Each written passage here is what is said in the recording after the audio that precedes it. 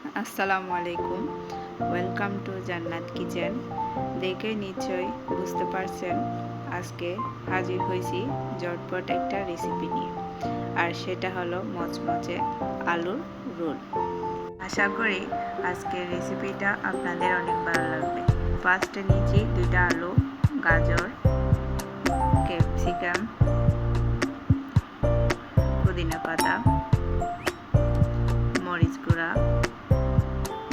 ধনিয়া গুঁড়া আর হলুদ, লবণ, কর্নফ্লাওয়ার, চিনি 1 চামচ, সবগুলা একসাথে মিশিয়ে নিতে হবে।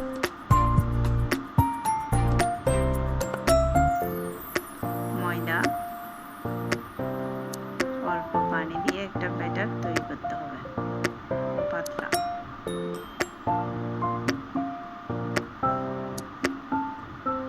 তারপর হাতের সাহায্যে গোল শেপ করে রোলের স্টেপে সাইমার উপর দিয়ে নিতে হবে।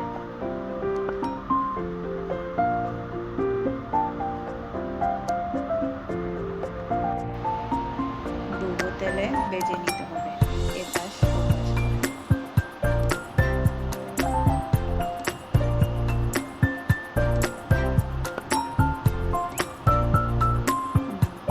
যখন হালকা কালার আসবে তখন নামিয়ে নিতে হবে।